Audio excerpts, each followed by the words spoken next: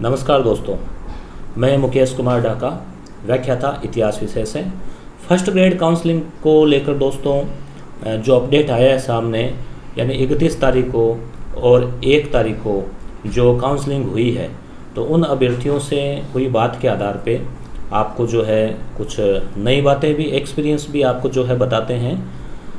तो दोस्तों इसमें पहली बात तो ये है कि घबराने की आवश्यकता कतई नहीं है। बहुत सारे अभ्यर्थी ऐसे हैं जो कि टेंशन ले रहे हैं, पैनिक हो रहे हैं, ये सोच रहे हैं कि उनको छोटी सी कोई बात है कि अपात्र तो नहीं ठहरा दिया जाएगा।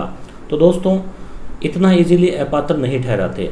जहां फॉर्म में लिखा हुआ है विज्ञप्ति में कि अगर ऐसा ऐसा नहीं हुआ तो अपात्र घोषित कर दिया जाएगा, तभी वो करते हैं। बाकी एक छोटी सी कोई बात होगी, मान लीजिए प्रमाण पत्र नहीं बना हुआ EWS का, प्रोसेस के अधीन है, विवाह प्रमाण पत्र है, तो ऐसी चीज़ों के लिए अपात्र नहीं ठहराया जाएगा। तो दोस्तों आपको मैं बताता हूँ कि क्या क्या चीज़ें जो है वो आपको जो है वहाँ ले जानी है। पुनः जो नया अपडेट आया है उस आधार पे आपको बता देते हैं। यहाँ आप दोस्तों देख रहे हैं जैसे कि पहली बात देखिए आप कि सभी डॉक्यूमेंट्स को धागे से बांध कर नथी करें। आप समझ गए होंगे, काउंसलिंग लेटर जो आपका निकला है लीगल पेज पे, बड़े वाले पेज पे, तो उसमें एक निर्देश है और एक आपका वो एड्रेस है कहाँ जाना है। उन दो पन्नों को तो अलग कर लेवें। और जो प्रपत्र 1 है और प्रपत्र 2 है, प्रपत्र 1 में आपको भरना है, आपकी फ़ोटो वोटो लगी हुई है। प्रपत्र 2 में वो भरेंगे, उस पर लिखा हुआ कार्यालय उपयोग के लिए, वो 2 ऊपर लगा लेवें। उसके बाद में जो RPSC का विस्तृत विवरण पत्र है उसको आप, कुल 12 पेज है जिसमें से 3 निर्देश है, उनको आप हटा लें तो 9 पेज बचे। तो वो 9 पेज उसके नीचे लगाने हैं जिसमें आपकी फ़ोटो है, याद आ गया होगा आपको, वो हो गया। तो 2 पेज ऊपर वो, उसके बाद में 9 पेज वो, तो 9 2 11, ठीक है। अब उसके बाद नीचे आपके डॉक्यूमेंट, जैसे 10वीं, फिर 10वीं की प्रमाण पत्र। प्रमाण पत्र का मतलब क्या होता है, अगर आपकी मार्कशीट एक ही पेज में है तो उसमें लिखा हुआ है अंक प्रमाण पत्र मय अंक तालिका, तो अंक तालिका भी प्रमाण पत्र लंबे पेज पे, इसका मतलब प्रमाण पत्र साथ है। और छोटे पेज पे मार्कशीट है आधे पेज पे, इसका मतलब प्रमाण पत्र अलग है। तो 10वीं, फिर 12वीं, फिर स्नातक, फिर PG, और फिर जो है B.Ed, और उसके बाद में जाति अगर आप जनरल में नहीं है तो, और उसके अलावा मूल निवास आप राजस्थान के मूल निवासी है तो, ठीक है। और उसके अलावा विवाह प्रमाण पत्र, तो इनको आप लगाते हैं और ऊपर क्रम संख्या 1 2 3 4 5 6 इस तरह से लिखते हैं। आपके जो है फीडबैक मुझे मिला तो उसमें बताया गया है कि जिस तरह से मैंने विस्तृत विवरण पत्र आपको बताया, काउंसलिंग के 17 नियम बताए, तो बहुत सारे व्यक्ति कह रहे हैं कि हमें काफ़ी मदद मिली और हम वहाँ गए तो लगभग उसी तरीके से जो है उनको सारा एडजस्ट किया हुआ था, तो ज़्यादा दिक्कत नहीं आई। वहाँ क्या होता है, आप जैसे वहाँ पहुँचेंगे दोस्तों तो आपको अलग से टाइम दिया जाएगा, आपका नंबर आएगा, रोल नंबर, तो आपको कक्ष के अंदर बुला लेंगे। फिर वो आपके डॉक्यूमेंट चेक करेंगे। फिर डॉक्यूमेंट आपके, यानी कि पहले आपका फॉर्म चेक करेंगे। फॉर्म में कोई कमी रहेगी, मान लीजिए आप बहुत सारे टेंशन ले रहे हैं कि आपके यहाँ मैं हाँ करूँ या ना करूँ। अगर आपके मान लो प्राप्तांक की बजाय ग्रेडिंग सिस्टम है, 4 साल की आपकी PG है या 4 सेमेस्टर है, तो वहाँ क्या भरें।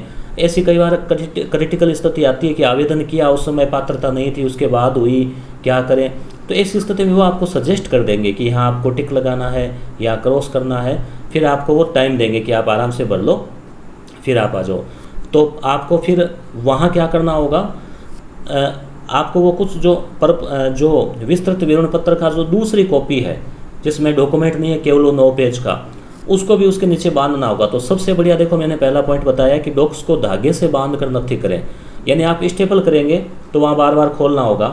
उसके बजाय आप सुए से या प्रकार से या किले से छेद निकाल के, और जैसे बोर्ड परीक्षा में सप्लीमेंट्री की कॉपी बांधते हैं ना, तो वैसे थोड़े मजबूत धागे से, फाइल वाला धागा या जो भी हो, या डबल करके कोई धागा, उससे जो है उसको बांध लेवें, गांठ लगा देवें, ताकि आपको खोलने में और आगे जो कार्मिक है उनको भी खोलने में सुविधा रहे। तो ये प्रैक्टिकल जो चीज़ है वो है, आपको ध्यान रखना है। पोस्टल ऑर्डर को ऊपर आप नथी नहीं करें, पोस्टल ऑर्डर वो अलग से जमा करते हैं। तो 50 रुपये का पोस्टल ऑर्डर एक हो गया, अलग से जमा वो कर लेंगे, हाथ में या फाइल में रखें, मांगते हैं उनको दे देना, ठीक है। और आय प्रमाण पत्र केवल उन्हीं को बनाना है जिन्होंने 2.5 लाख रुपये से कम दिखाकर छूट ली है, और अब नहीं बन पाया तो फिर एक्स्ट्रा रुपये का पोस्टल ऑर्डर एक और ले जाना, जो वहाँ काउंटर पे जहाँ कहें वहाँ जमा करवा देना। फिर वो क्या करेंगे, आपके ओरिजिनल डॉक्यूमेंट चेक करेंगे, मिलान करेंगे कि ओरिजिनल डॉक्यूमेंट में आपके जो भरा है वो सही है क्या। तो इस तरह से आपकी पात्रता की जांच करते हैं, और अगर कोई कमी पाई जाती है तो वो आपको बता देते हैं कि भाई ये कमी है, आप संतुष्ट हो जाओगे कि हाँ वाकई कमी है, तभी वो जो है आपको फिर कहेंगे कि एक फॉर्म, एक प्रपत्र देंगे कि 5 दिन के अंदर अंदर आप ये चीज़ जमा करवा देना, 5 दिन 7 दिन जो भी टाइम मिले। तो जाति है, मूल है, या कोई इस टाइप का कोई प्रोसेस में चल रहा है तो वो आपको टाइम दे देंगे। और शपथ पत्र आपको केवल संतान संबंधी बनाना है अगर आप विवाहित है। बहुत सारे कमेंट करें कि मैं अविवाहित हूँ तो उनको नहीं करना, ठीक है। संतान 0 है तो भी बनाना है कि भविष्य में 2 से अधिक नहीं करेंगे, और जो है उसका आपको दिखाना है जीवित का, ठीक है, 2002 के बाद। और पोस्टल ऑर्डर खुला जमा करवाना होगा। बकाया फीस का पोस्टल ऑर्डर अलग काउंटर पर जमा होगा। कक्षा 10 से पीजी तक के सारे डॉक्स, डिग्री और प्रमाण पत्र, संतान संबंधी शपथ पत्र 2 राजपत्रित के, ये ध्यान रखना, ये कहीं लिखा हुआ नहीं है निर्देश में, फिर भी जिन्होंने बताया काउंसलिंग करवा के आए वो करें 2 राजपत्रित के चरित्र प्रमाण पत्र, जो आपको फोटोकॉपी की या स्टेशनरी की दुकान पे मिलते हैं, शायद 1 रुपये का 1 या 2 आते हैं वो, तो उसमें आपका नाम राजपत्रित का वो ओरिजिनल ही लगेगा। और जो आपने रेगुलर जैसे बीएड करके लिया आपने, या एमए करके या एमएससी करके जो चरित्र प्रमाण पत्र लिया कॉलेज से, वो ओरिजिनल नहीं देना है, वो आपके आगे भी काम आ सकता है, इसलिए उसकी फ़ोटोकॉपी देनी है आपको।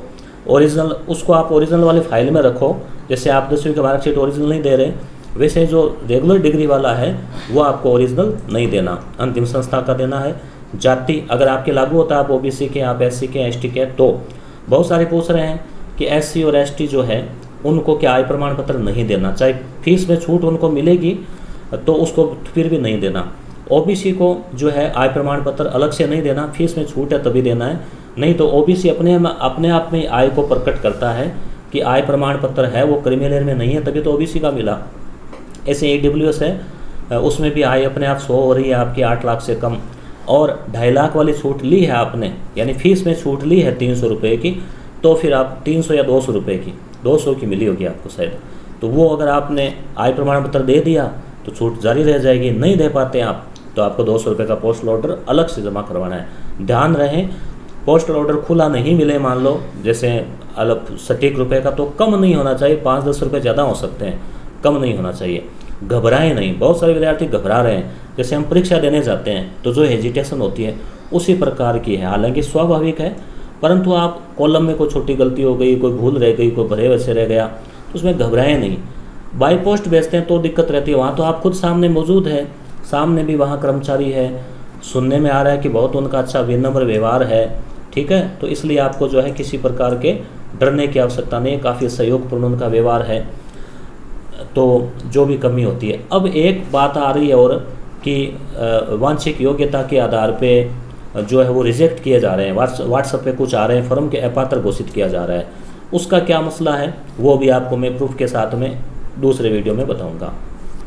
तो काउंसलिंग को लेकर सारी चीज़ें आपके क्लियर हो गई होगी, जैसे जाति प्रमाण पत्र, हाँ एक चीज़ और, मूल निवास। आपका जन्म राजस्थान में हुआ है और आपका मूल निवास बन गया है, तो महिला का विवाह चाहे कहीं भी हो, हरियाणा में हुआ हो या चाहे उसका यूपी में हुआ हो, वो राजस्थान की मूल निवासी मानी जाएगी और उसको अपने पिता की जाति के आधार पे उसको जाति प्रमाण पत्र का भी लाभ मिलेगा, ठीक है। और ईडब्ल्यूएस में उसके पति की, स्वयं की, माता की, पिता की, सबकी आय काउंट होगी, तो वो अगर मिलता है तो मिल सकता है, वो आय पर निर्भर करेगा। और अगर मूल निवासी हरियाणा या कहीं यूपी की है कोई महिला या कोई पुरुष, और वो राजस्थान में मान लो विवाह कर लेता है, कोई महिला विवाह कर लेती है, तो वो यूपी की ही मानी जाएगी, उसका मूल निवास वहीं का माना जाएगा और यहाँ जनरल में काउंट होगी। तो ये चीज़ आप क्लियर कर ले हुए, समझ में आ गई होगी बात आपके। आपका जहाँ का मूल निवास बना हुआ है पहले का, उसी आधार पे जो है वो आपको माना जाएगा, विवाह का जो है उसमें कोई प्रभाव नहीं पड़ेगा। और सारी बातें दोस्तों मेरी जो बात है वो अनुभव के आधार पे, उनसे जानकारी के आधार पे, जो नियम उनके पढ़ने के आधार पे है। अंतिम रूप से जो वो तो आप जानते ही हैं, आरपीएससी निर्णय करेगी वही ही, फिर आप ये कहो कि आपने तो गुरुजी ऐसे कहा था। मेरा कोशिश है दोस्तों कि आपका जो है तनाव को कम करना और आपकी जो तैयारी है उसको थोड़ा और जो है तराशना उसको, तो ये कोशिश है। तो इसलिए आपको ज़्यादा भाग दौड़ नहीं करनी पड़े, ज़्यादा दिक्कत नहीं हो। तो जहाँ तक जो चीज़ें हैं वो अनुभव के आधार पे और जो काउंसलिंग पे जो फ़ोन पे बात करके उसके आधार पे जो है अभ्यर्थियों से मैंने प्राप्त की है और आप तक पहुँचाई है, और आपका बहुत अच्छा रिस्पॉन्स मिल रहा है। रही बात फ़ोन कॉल की, तो मैंने हालांकि नंबर अवेलेबल करवाए थे, पर अब हर बात के लिए जैसे फ़ोन आता है कि सर ये कन्फर्म है क्या, ऐसा हो रहा है क्या, तो अब इन चीज़ों के लिए तो देखो उतनी ही कह सकता हूँ जितना मैं वीडियो में कह रहा हूँ, उसके अलावा कोई नई बात तो है नहीं। हालांकि अंतिम रूप से तो आरपीसी सब कुछ तय करेगी, और हम जो है रूल्स को कहाँ से देख रहे हैं भाई, मैं भी देख सकता हूँ और आप भी देख सकते हैं विज्ञप्ति में क्या लिखा हुआ है, काउंसलिंग लेटर में क्या लिखा हुआ है। उन्हीं चीज़ों को जो है थोड़ा क्लियर करना, सरल भाषा में आप तक पहुँचाना, ये मेरा उद्देश्य है। जो मैं अधिकांश चीज़ें जो है वीडियो में कवर कर चुका हूँ, फिर भी जो है काफ़ी बहुत सारे यूपी, हरियाणा, पंजाब, सिरोही, बांसवाड़ा से लेकर गंगानगर तक बहुत सारे जो है मैसेज भी आए हैं, कॉल भी आए हैं, बात करने का भी प्रयास किया है, सैकड़ों अभ्यर्थियों से बात भी हुई है।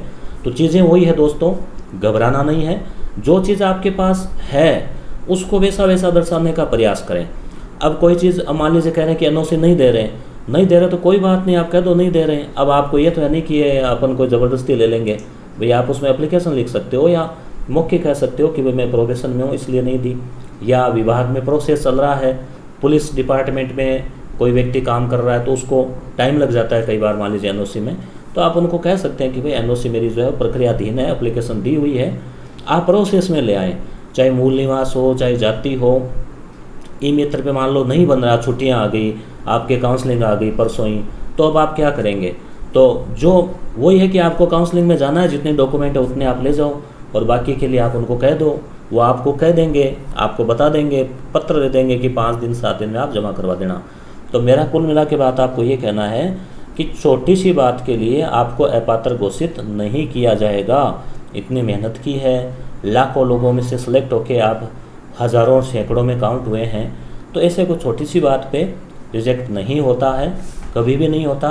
आगे आप सर्विस करोगे उसमें भी आपको जो है बहुत सारी समस्याएं आती है, बहुत सारे टेक्निकल इश्यू आते हैं, तो इसलिए आप घबराएं नहीं और जो नियम है उनको फॉलो करें।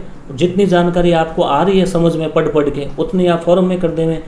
कोई रह जाएगी तो वहाँ भी जो कार्मिक है वो भी आपके सहयोग के लिए और आपके समस्या सुलझाने के लिए बैठे हैं, वो भी आपकी मदद करेंगे। बहुत अच्छा उनका जो सहयोगपूर्ण रवैया है। और सीधा सीधा ये है कि अगर जो वांछित योग्यता नहीं है, आपके पास पीजी और बीएड नहीं है एग्ज़ाम की डेट से पहले, तभी आप अपात्र घोषित किए जा सकते हैं। बाकी सामान्य बात के लिए आपको अपात्र घोषित नहीं करेंगे। आपको ढेर सारी शुभकामनाएं। आराम से काउंसलिंग करवाएं। जो भी काउंसलिंग करवा के लौट के आ रहे हैं सब कह रहे हैं कि बहुत ही अच्छे से हुआ, कोई घबराहट वाली बात नहीं है और बड़े इजी तरीके से जो है आपकी काउंसलिंग होगी। शुक्रिया, शुभकामनाएं।